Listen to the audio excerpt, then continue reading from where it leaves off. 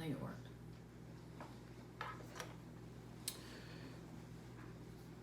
Good morning, everyone.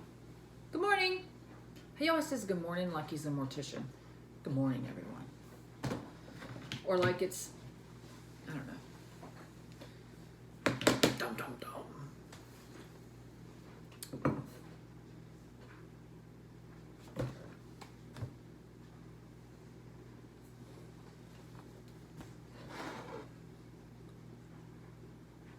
You know what I realized? I have a sticker on the bottom of all my coffee cups, I think. Watch this.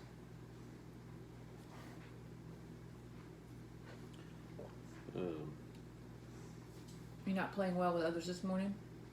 It could be some coffee cups have the middle finger on them. That's the long one. I've seen those. Or yeah. Or the ones where you turn them up and they say, don't talk to me yet. Yeah. Hope everybody's doing well this morning.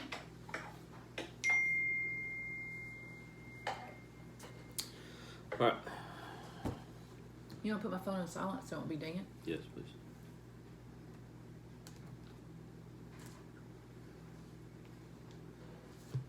There you go. Leviticus, right? Leviticus. That one. Leviticus. Mm-hmm. I have never read this book. All right. So, good morning, everybody. Welcome to Coffee and Christ. Today is Yeah, I don't know. 16 or 17 that we've been videoing. You're so solemn today. What's wrong? You okay? Yeah, I don't know. So we finished Exodus yesterday, and today we'll be in Leviticus 1, 2, 3, and 4. What does yours say? Leviticus 1, 2, 3, and 4. Because I have like title, author, date, background, theme, purpose. Do you have all that? This says what this book's about. God gives laws covering every aspect of life. Who wrote the book? Christian and Jewish traditions say the author was Moses. So the book of Leviticus, according to theologians or theologists, both Christian and Jewish faith, they believe it was written by Moses. Took place in the 1400s before Christ, BC. Where does this book fit? Leviticus contains the laws that God gave His people while they were camped at Mount Sinai, shortly after Moses received the Ten Commandments. So, again, we are doing a chronological study. So they believe this, the book of Leviticus, again written by Moses, 1400 years before Christ, and that it was where the book fits. This book basically came after Exodus, and Literally. was written there at Mount Sinai. So as you know from Mount Sinai, that's where pretty much I don't say majority, but at least the last half of Exodus takes place. So, mine says date. Leviticus was written during the 3rd month after the people of Israel had departed from Egypt. Okay, so I'm not sure how that. I don't know how it would take place because they've been out of.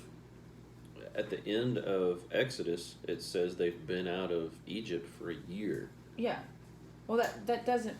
So what that means is basically, Leviticus really began within Exodus. Yeah. But the book of Exodus covered there was certain laws and steps that took place that needed to be grouped together in that book, right? Yeah. And so Leviticus is just kind of going back up in there and going, okay, so while that was going on, this was going on. That's the way I read that. the 3rd month after the people of Israel had departed. It'd been a year, and it took them 9 months to build the tabernacle. So this started right about the rave. Right? I guess so. I'm guessing. I'm not a scholar in this. So, the background, the setting on this, the setting is the base of Mount Sinai, where the people of Israel camped for an extensive period following the exodus from Egypt. There's also 27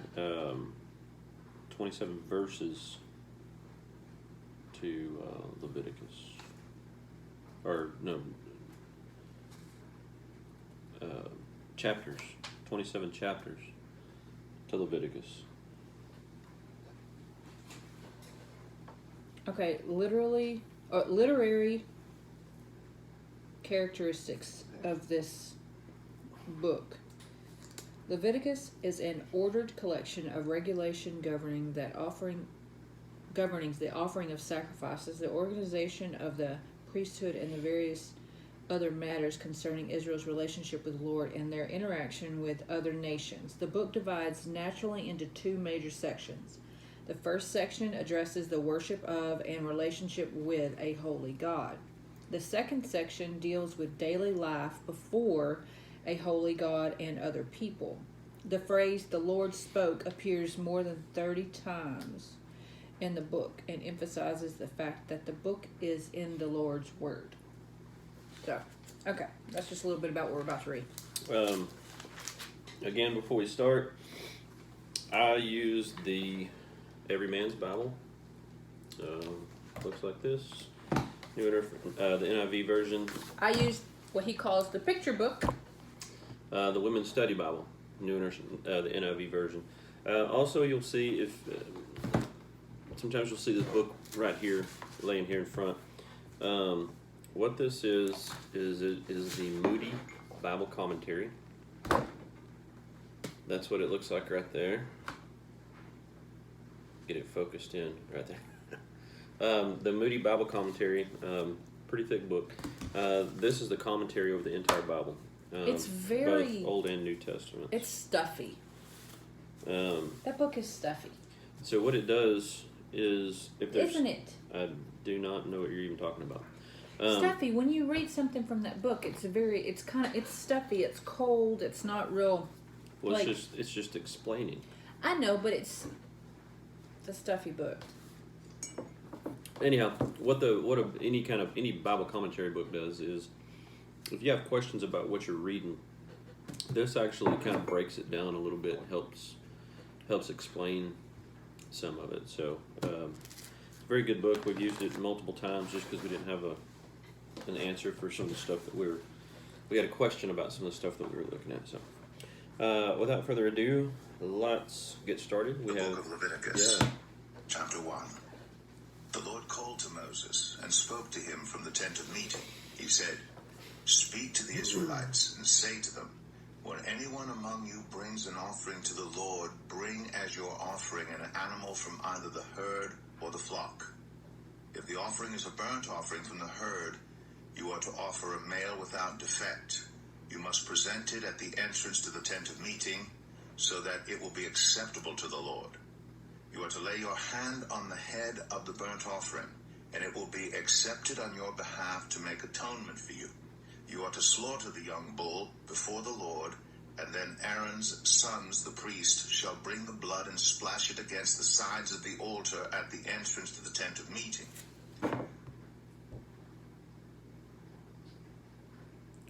When I hear that, all I see is blood splattered all over something. Yeah, I mean, like I said a couple studies ago, you would definitely, this wouldn't fly today. 9 out of 10 people, probably 10 out of 10 people would take it as being satanic. It just sounds unclean, although this is how you are supposed to give atonement. Yeah. Does that not stand out to you when you hear splatter the blood across the altar? I don't necessarily. I just think just because it's what you've grown up, what's been ingrained in your head, that anything dealing with sacrificing or blood is always satanic. Now, I think for most people not knowing the Bible, for me not knowing the Bible, I never knew that there was so many offerings, blood offerings, or burnt offerings, in the Bible. I think if I didn't know anything about God or His Son Jesus, and I would read, but I knew about the devil, I would think this was straight satanic. That's my initial take from it, just because that's what you're grown up learning. They never talk about in church. When have you ever learned in church about blood offerings, sacrificing lambs, sacrificing bulls, throwing the blood all over every stone? When has that ever been taught to you in church? Never. So to me, what it does, and I'll just be honest, the way I feel about it is you're only taught, unless you read the Bible from front to back, you're only taught what you learn, what a church wants you to learn. I'm not putting down any church or anything like that, or any religion. Hold on a minute. I'm not sure. I think there's a difference between what you said, what your church wants you to learn. Mm-hmm. I think this is part of Bible study, what we're doing, this section, this area. Whenever you say your church wants you to learn, which would really turn to your preacher, what your preacher is telling you, Mm-hmm. that usually becomes, for me, it becomes behavior, messages that need to be given to the church body, how to live, you know what I mean? Setting examples.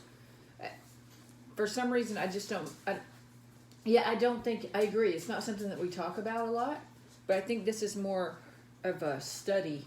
It's more of a, do you know the history? Not, how would you teach blood offerings in a sermon? Talk about it. Like, I've never learned this in Sunday school. Okay.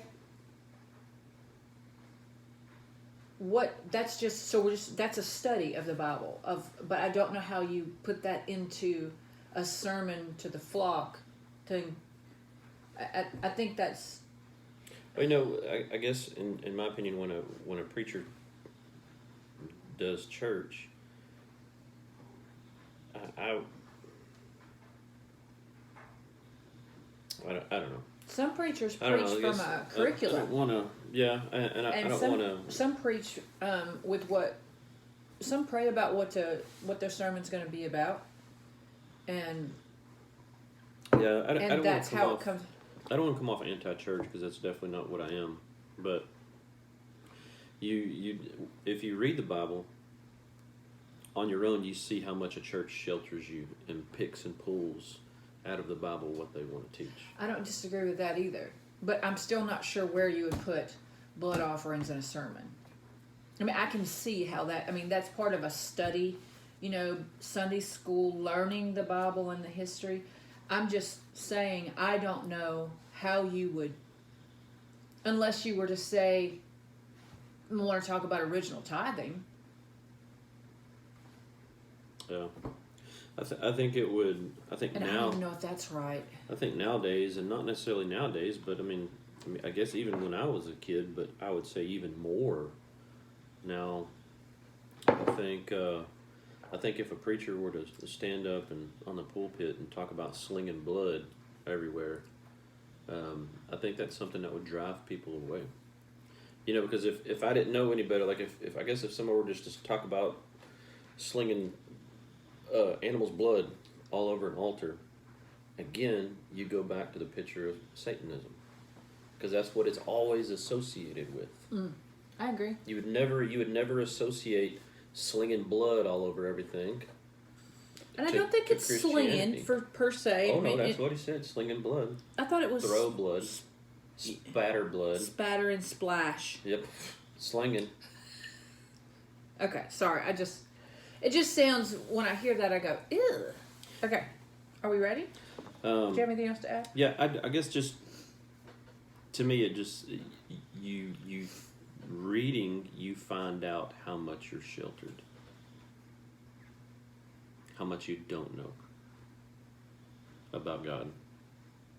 I don't know if it's necessarily about God, but about... We ain't even got to Jesus yet. But I think it's about how much you don't know about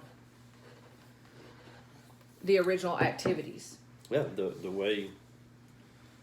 Because it always says it is a burnt offering, a food offering, and aroma pleasing to the Lord. That always stuck out to me whenever they were talking about the burnt offering and the animals and the blood, and I'm like, aroma that smells good. Whoa. The smell of a burnt animal. That makes me nauseous. Okay, are we ready? Yeah. All right, here we go.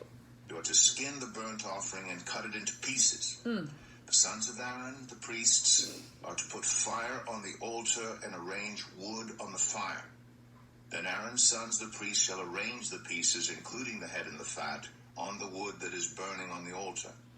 You are to wash the internal organs and the legs with water, and the priest is to burn all of it on the altar.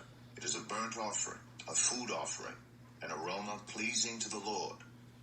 If the offering is a burnt offering from the flock, from either the sheep or the goats, you are to offer a male without defect. You are to slaughter it on the north side of the altar before the Lord. And Aaron's sons, the priests, shall splash its blood against the sides of the altar. You are to cut it into pieces, and the priest shall arrange them, including the head and the fat, on the wood that is burning on the altar. You are to wash the internal organs and the legs with water, and the priest is to bring all of them and burn them on the altar. It is a burnt offering, a food offering, an aroma pleasing to the Lord. If the offering to the Lord is a burnt offering of birds, you are to offer a dove or a young pigeon. The priest shall bring it to the altar, wring off the head, and burn it on the altar. Its blood shall be drained out on the side of the altar. He is to remove the crop and the feathers and throw them down east of the altar where the ashes are. He shall tear it open by the wings, not dividing it completely, and then the priest shall burn it on the wood that is burning on the altar. It is a burnt offering, a food offering, an aroma pleasing to the Lord.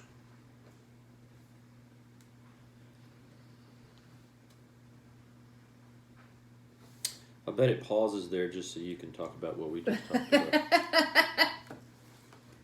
There's so much blood and stuff going on, like... I know, and I feel like I'm being a pansy about it, but it just really stands out to me. Well, I mean, I don't think we're being pansies about it. I think anybody that were to read this would be like, what? Because you never knew it. Or if you knew it, you didn't know it was to this. I mean, this is to a pretty good extent. There's a lot of animal sacrificing. Let's see. I've got 1, 2 through 3. The offerings in Leviticus 1 through 3 are voluntary acts of worship involving the free will of the individual. While God emphasizes the importance of committing our lives to Him and provides ways for us to do that, we must choose to act. He does not violate our free will. By actively refusing or passively ignoring the relationship with God, we are choosing life without God's help and hope. The choice is ours. 1, 3 through 13. Here we see the first object lesson given to God's people, the burnt offering. By identifying himself with the offering, the person bringing the offering was committing his life to God in a fresh way. In Romans 12, 1 through 2, Paul similarly spoke of presenting our body as a living sacrifice to God. This seeks of surrendering our lives to God and is a key to spiritual renewal. When we seek God and surrender Him He will change us through his power. 1:10 through 14. Not every Israelite was financially able to bring a large animal sacrifice to God. Here we see that God allowed worshippers to bring smaller offerings, a sheep, goat, dove, or a pigeon, as they were able. Joseph and Mary, the parents of Jesus, were evidently quite poor because they offered the smallest of the sacrifices. Compared to other people, we may feel we have very little to offer God, but he doesn't compare us with others. He simply asks that our worship and commitment to him reflect what he has given to us. That is what I have.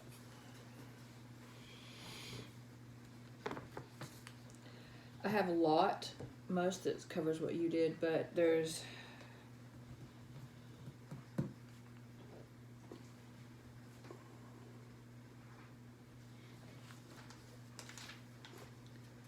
blood mentioned more than 80 times in Leviticus represents the life force of a living being.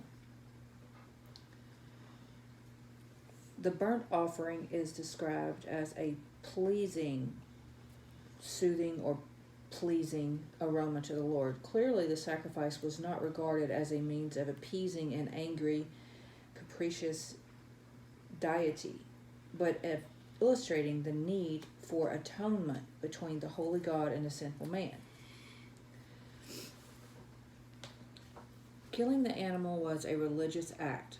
Generally, the worshiper participated by bringing the animal, identifying with the animal through laying hands on its head, by confession of sins, and by assisting the priest in slaying the animal. Such acts as pouring out the blood, maintaining the fire, placing the pieces on the altar, cleansing portions of the animal, and burning the sacrifice were designated as priestly functions as the priest did his work as mediator between the sinful man and holy God. I bet that place stunk. Just saying. That's just... Okay. You have anything else? Mm-hmm. Okay. Let's see if this will pick up where we were. It will not. You fix it. Because I never can.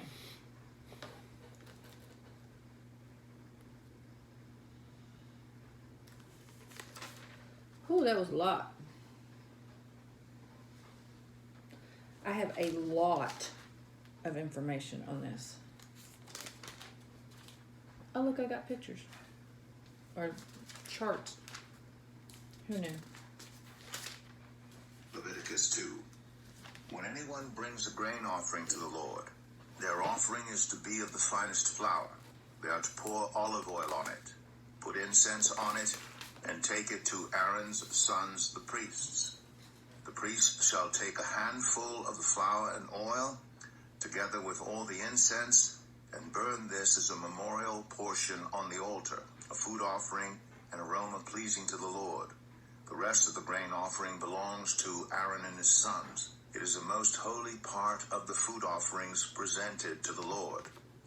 If you bring a grain offering baked in an oven, it is to consist of the finest flour, either thick loaves made without yeast and with olive oil mixed in, or thin loaves made without yeast and brushed with olive oil.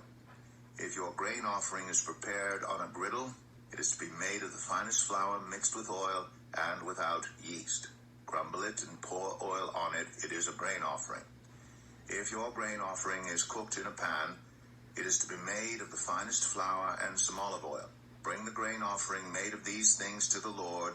Present it to the priest, who shall take it to the altar. He shall take out the memorial portion from the grain offering and burn it on the altar as a food offering, an aroma pleasing to the Lord.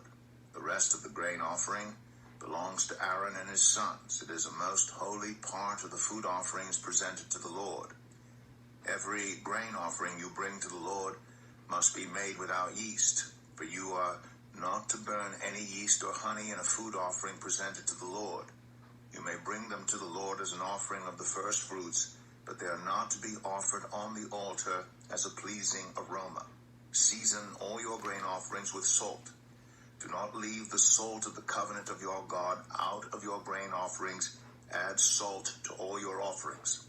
If you bring a grain offering of first fruits to the Lord, offer crushed heads of new grain roasted in the fire. Put oil and incense on it. It is a grain offering. The priest shall burn the memorial portion of the crushed grain and the oil together with all the incense as a food offering presented to the Lord.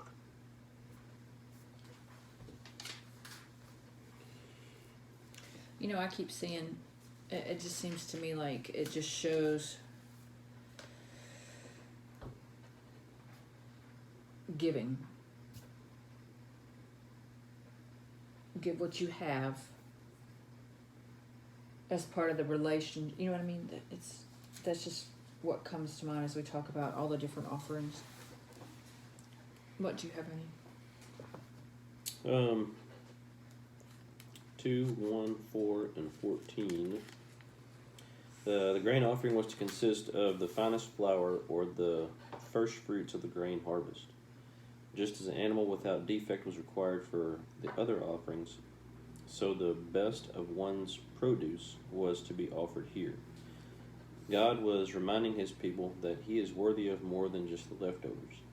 He deserved the best that they could offer. God wanted their undivided devotion. We cannot entrust ourselves to God half-heartedly and expect spiritual renewal to occur. We need to surrender ourselves wholeheartedly to God and demonstrate our devotion by the quality of whatever we offer him. 2, 1 through 16. The grain offering, sometimes called the cereal or meal offering, is the only offering described here that does not involve a blood sacrifice. This offering was made up of the most common of daily foods. It symbolized that the offerer had surrendered his whole life to God in recognition of all that God had provided. The process of spiritual renewal may involve moving from an unhealthy over-independence on someone or something to a healthy dependence upon God. That commitment involves not only giving ourselves to God, the burnt offering, but also giving him the things of everyday life, the grain offering. That's all I've got for 2. I've got a small dictionary, so we'll go. Leviticus 3. If your offering is a fellowship offering, and you offer an animal from the herd, whether male or female, you are to present before the Lord an animal without defect. You are to lay your hand on the head of your offering and slaughter it at the entrance to the tent of meeting. Then Aaron's sons, the priests, shall splash the blood against the sides of the altar. From the fellowship offering you are to bring a food offering to the Lord, the internal organs and all the fat that is connected to them, both kidneys with the fat on them near the loins, and the long lobe of the liver, which you will remove with the kidneys. Then Aaron's sons are to burn it on the altar on top of the burnt offering that is lying on the burning wood. It is a food offering, an aroma pleasing to the Lord. If you offer an animal from the flock as a fellowship offering to the Lord, you are to offer a male or female without defect. If you offer a lamb, you are to present it before the Lord. Lay your hand on its head and slaughter it in front of the tent of meeting. Then Aaron's sons shall splash its blood against the sides of the altar. From the fellowship offering you are to bring a food offering to the Lord. Its fat, the entire fat tail cut off close to the backbone, the internal organs and all the fat that is connected to them, both kidneys with the fat on them near the loins, and the long lobe of the liver, which you will remove with the kidneys.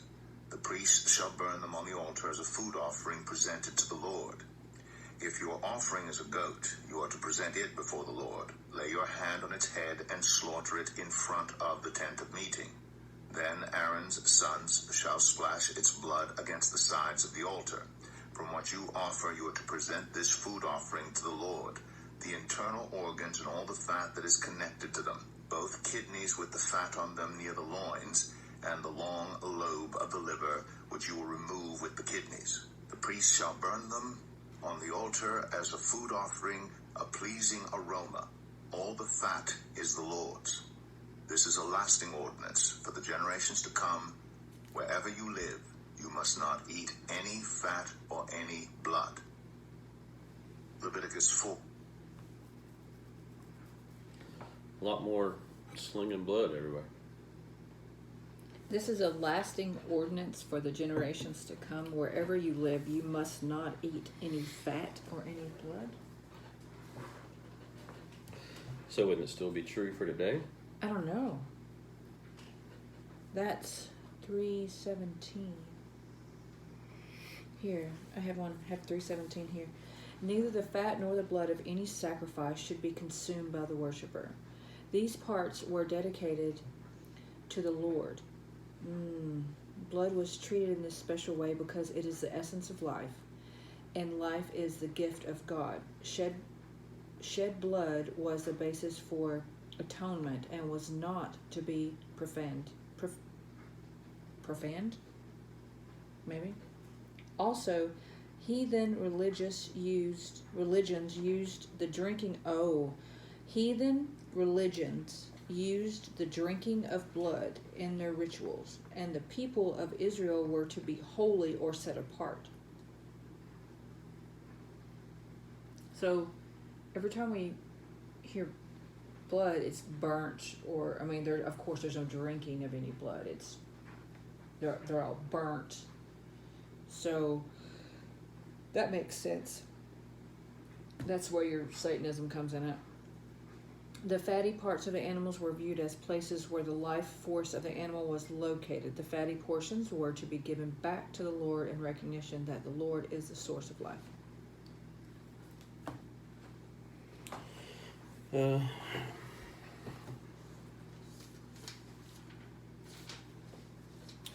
In ancient times, the fat portions of the animal were considered the very best parts, as with the other offerings. God asked that the choice parts be reserved for Him. This is a clear reminder that we need to bring our best to God, committing our life to Him completely, no matter what the cost.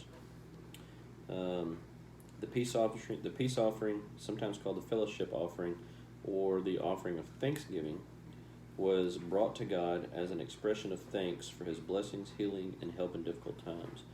The Hebrew word for peace, shalom, is a rich term that includes the ideas of physical health, emotional well-being, spiritual wholeness, and marital prosperity.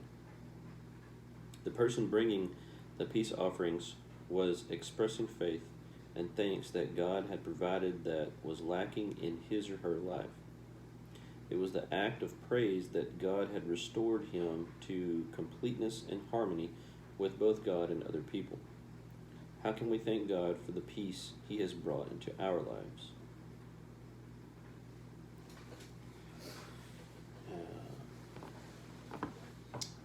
I don't know, maybe by not killing all our animals and slinging blood. There we go. That way we were just doing 1, 2, and 3. Oh, 1, 2, 3, 4. Oh, wow, okay. 4. The Lord said to Moses, "Say to the Israelites, when anyone sins unintentionally and does what is forbidden in any of the Lord's commands, if the anointed priest sins, bringing guilt on the people, he must bring to the Lord a young bull without defect as a sin offering for the sin he has committed. He is to present the bull at the entrance to the tent of meeting before the Lord. He is to lay his hand on its head and slaughter it there before the Lord. Then the anointed priest shall take some of the bull's blood and carry it into the tent of meeting. He is to dip his finger into the blood and sprinkle some of it 7 times before the Lord in front of the curtain of the sanctuary. The priest shall then put some of the blood on the horns of the altar of fragrant incense that is before the Lord in the tent of meeting. The rest of the bull's blood he shall pour out at the base of the altar of burnt offering at the entrance to the tent of meeting. He shall remove all the fat from the bull of the sin offering, all the fat that is connected to the internal organs, both kidneys with the fat on them near the loins, and the long lobe of the liver, which he will remove with the kidneys, just as the fat is removed from the ox sacrificed as a fellowship offering. Then the priest shall burn them on the altar of burnt offering. But the hide of the bull and all its flesh, as well as the head and legs, the internal organs, and the intestines, that is, all the rest of the bull, he must take outside the camp to a place ceremonially clean, where the ashes are thrown, and burn it there in a wood fire on the ash heap. If If the whole Israelite community sins unintentionally and does what is forbidden in any of the Lord's commands, even though the community is unaware of the matter, when they realize their guilt and the sin they committed becomes known, the assembly must bring a young bull as a sin offering and present it before the tent of meeting. The elders of the community are to lay their hands on the bull's head before the Lord, and the bull shall be slaughtered before the Lord. Then the anointed priest is to take some of the bull's blood into the tent of meeting. He shall dip his finger into the blood and sprinkle it before the Lord 7 times in front of the curtain. He is to put some of the blood on the horns of the altar that is before the Lord in the tent of meeting. The rest of the blood he shall pour out at the base of the altar of burnt offering at the entrance to the tent of meeting. He shall remove all the fat from it and burn it on the altar, and do with this bull just as he did with the bull for the sin offering. In this way, the priest will make atonement for the community, and they will be forgiven. Then he shall take the bull outside the camp and burn it as he burned the first bull. This is the sin offering for the community. When a leader sins unintentionally and does what is forbidden in any of the commands of the Lord his God, when he realizes his guilt and the sin he has committed becomes known, he must bring as his offering a male goat without defect. He is to lay his hand on the goat's head and slaughter it at the place where the burnt offering is slaughtered before the Lord. It is a sin offering. Then the priest shall take some of the blood of the sin offering with his finger and put it on the horns of the altar of burnt offering and pour out the rest of the blood at the base of the altar. He shall burn all the fat on the altar as he burned the fat of the fellowship offering. In this way the priest will make atonement for the leader's sin, and he will be forgiven. If any member of the community sins unintentionally and does what is forbidden in any of the Lord's commands, when they realize their guilt and the sin they have committed becomes known, they must bring as their offering for the sin they committed a female goat without defect. They are to lay their hand on the head of the sin offering and slaughter it at the place of the burnt offering. Then the priest is to take some of the blood with his finger and put it on the horns of the altar of burnt offering and pour out the rest of the blood at the base of the altar. They shall remove all the fat, just as the fat is removed from the fellowship offering, and the priest shall burn it on the altar as an aroma pleasing to the Lord. In this way the priest will make atonement for them, and they will be forgiven. If someone brings a lamb as their sin offering, they are to bring a female without defect. They are to lay their hand on its head and slaughter it for a sin offering at the place where the burnt offering is slaughtered.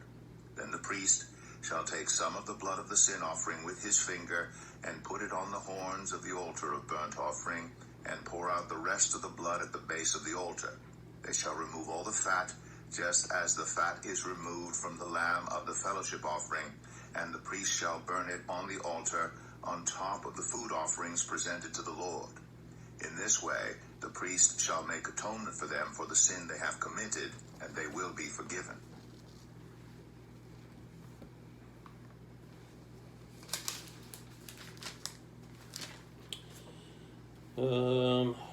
Sin offering was not just for the blatant intentional sins.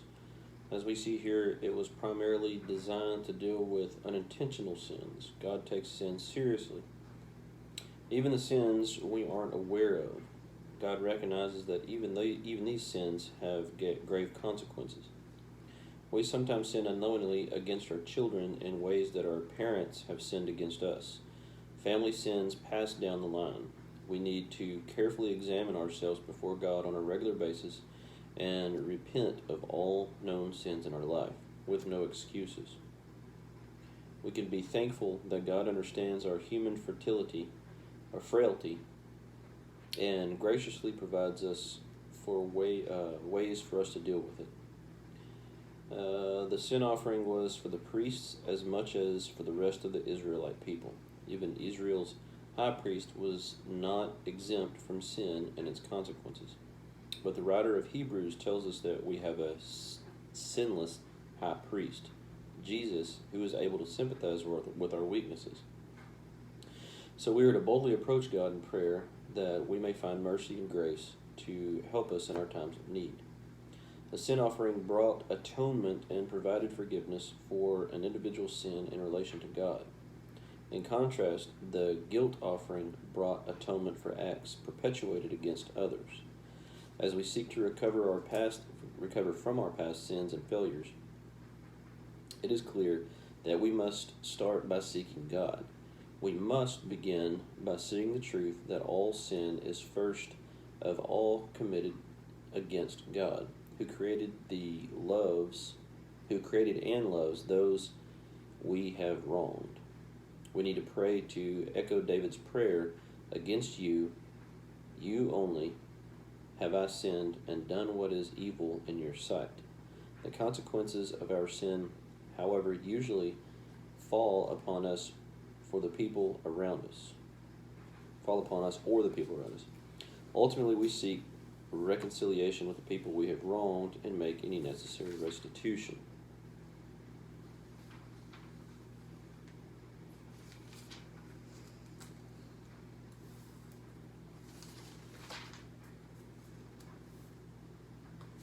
It says in 22, when a leader sins unintentionally and does what is forbidden in any of the commands of the Lord his God, when he realizes his guilt, 1, and the sin he has committed becomes known. So is that other people find out about it? That's how I read that. So There's as two long things. as no one else finds out about it, he ain't got to repent for it. Right? Well, no, because it says when he realizes his guilt. And when it becomes known. And the sin he has committed becomes known, he must bring as his offering a male goat without defect. So that means two things, in my sight, two things have to happen. I don't know, but it stuck out For to him me to when do it said it becomes known. Like, he realizes it, but if it don't become known, he don't have to repent. I might be picking that apart a little bit. I don't know. All right.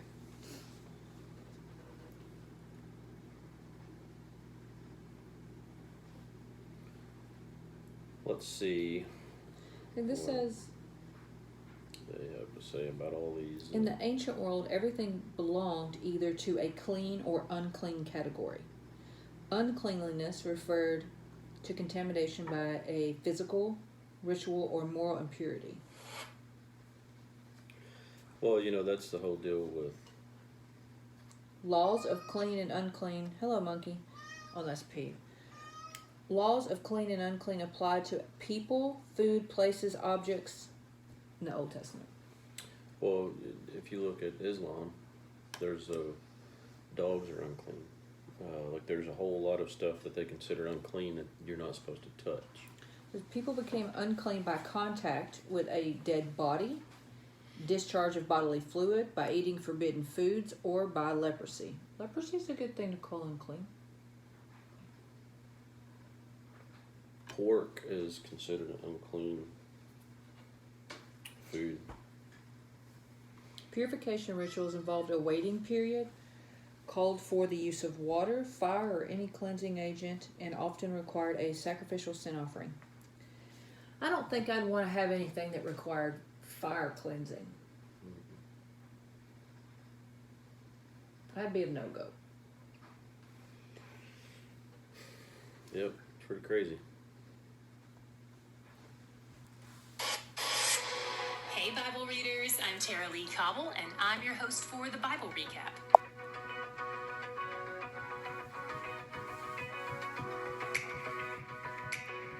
Leviticus is a book about a perfect, holy God who wants to draw near to his people who are, unfortunately, completely depraved and sinful. It walks us through the very messy and detailed process of how that can be possible. There are a lot of components involved, so set your mind to press through on the days when it's not easy. You'll be grateful you did, just like you tell your kids when you take them to piano and swim lessons. Those things are good, but your kid's ability to see that it's good just hasn't developed yet. So put on your swim cap. Here we go.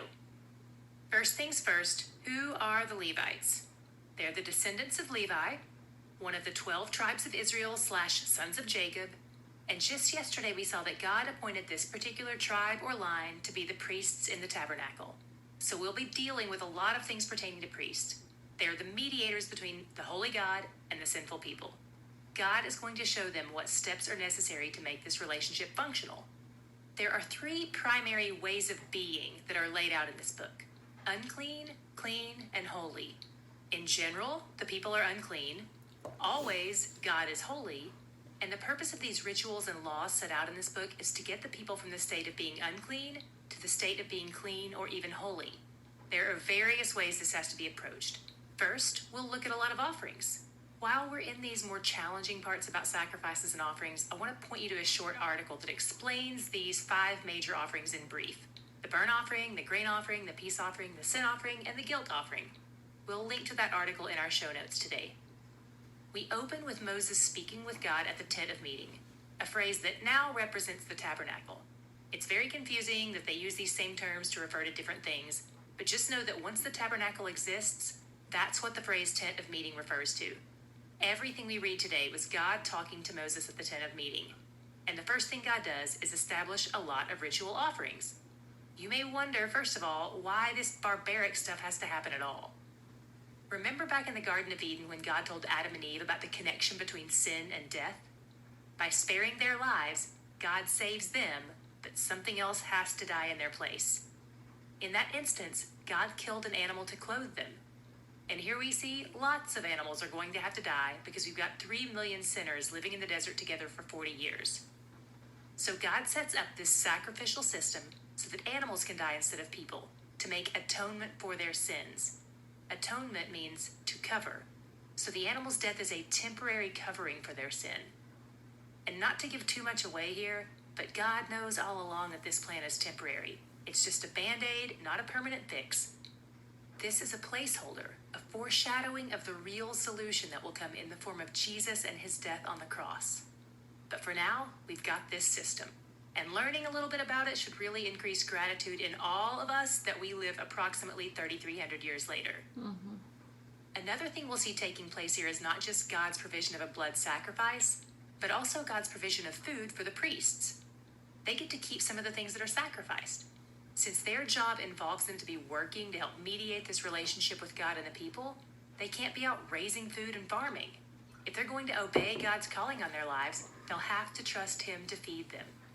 Fortunately, he has a plan for this, and it involves other people bringing them food all the time via an offering, and God calls that offering most holy. God also says that no offerings can be made without salt, and he calls it the salt of your covenant with God. Salt implies preservation, so bringing salt with these offerings is a way of remembering and preserving the covenant with God. In these offerings, the fat represents the very best part of the animal, so God keeps all that for himself. 3:16 says, all the fat is the Lord's. Amen. Maybe we should put that on our next t-shirt? Not sure how well that would sell. In chapter 4, we see that even unintentional sin requires a sacrifice. That's because sin is still sin regardless of motive, and it still has to be paid for. This is true even for the priests and leaders among them. And the higher your position, the more valuable the sacrifice required of you. Leadership, especially spiritual leadership, comes with added weight and responsibility. To heighten understanding of this, God also required that any time a priest sinned against the congregation or led the congregation in sin, that the blood of the offering be sprinkled in front of the veil of the sanctuary. Let's talk for a second about what that is, just to make sure we don't miss the significance here. Remember how the tabernacle is laid out in the shape of a cross? And the things that are the furthest out of the tabernacle are made of less valuable metals like bronze. Then they increase in value to silver, then gold-plated, then pure gold. The first area outside with the bronze stuff is called the outer court. Then we move into the holy place. And at the far end of the holy place is a big curtain that separated the holy place from the most holy place, which is also called the Holy of Holies.